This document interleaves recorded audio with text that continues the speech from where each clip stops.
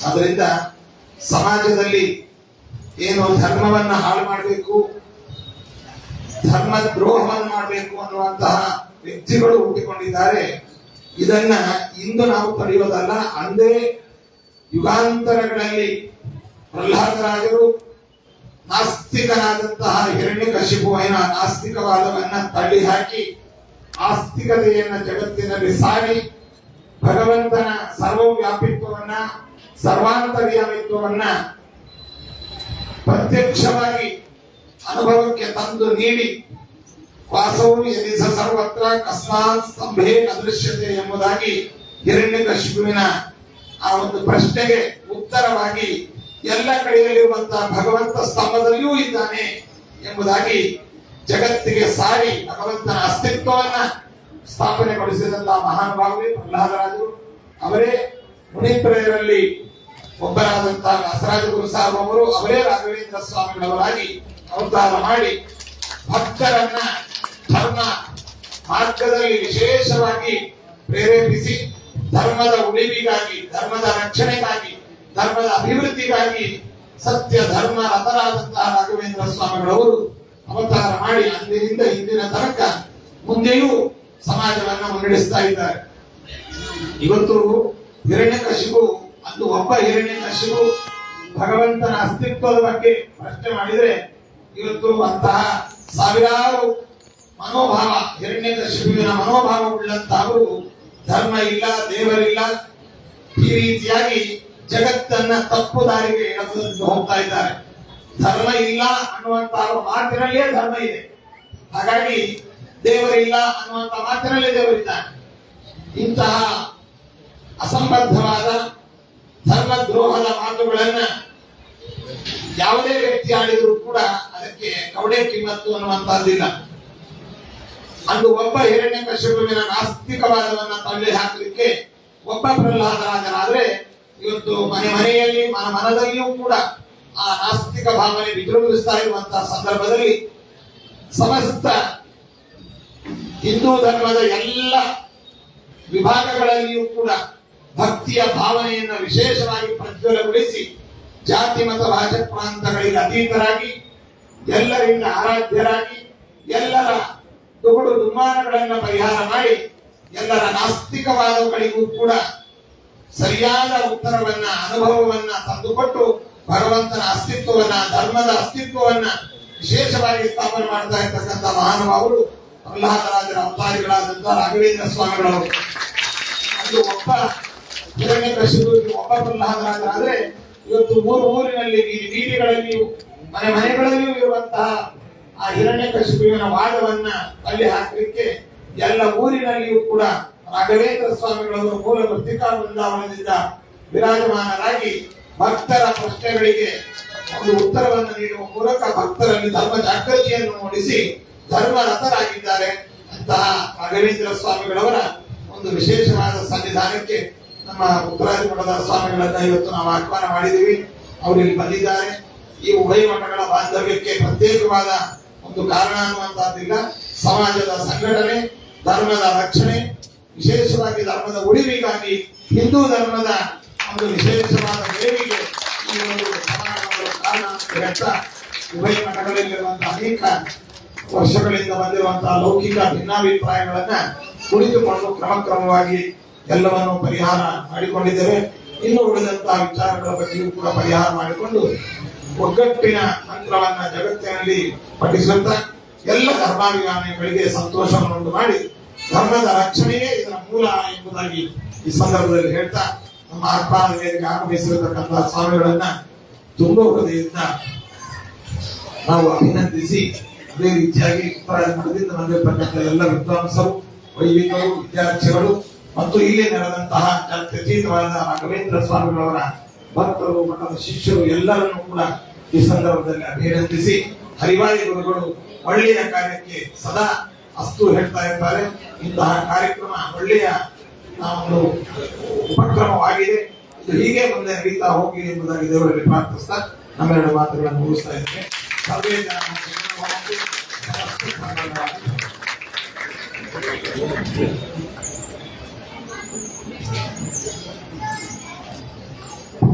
ಇದೀಗ ಉಭಯ ಶ್ರೀಪಾದಂಗಳವರಿಗೆ ನವಬೃಂದಾವನದಿಂದ ಮಂತ್ರಾಲಯದ ಗುರು ಸಾರ್ವಭೌಮರ ಪ್ರಸಾದವನ್ನ ಪೂಜ್ಯ ಶ್ರೀಪಾದಂಗಳವರು ಕೊಡ್ತಾ ಇದ್ದಾರೆ. ಈಗ ನವಬೃಂದಾವನದ ಸಮಸ್ತ ಯತಿಗಳ ಪ್ರಸಾದ ಮಂತ್ರಾಕ್ಷತೆ ಶೇಷವಸ್ತ್ರ ಬಂದಿದೆ, ಅದನ್ನ ಶ್ರೀಪಾದಗಳು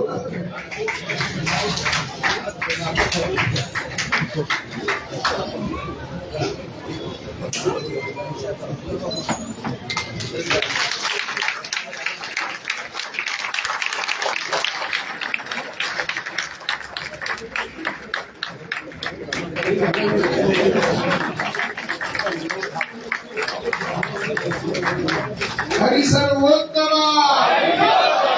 ವಾಯುಜೀವೋತ್ತಮ ವಾಸುದೇವ ನಾಗಾದಿನಾದ ಗುರು ಸಾರ್ವಭೌಮ ಗೋವಿಂದ.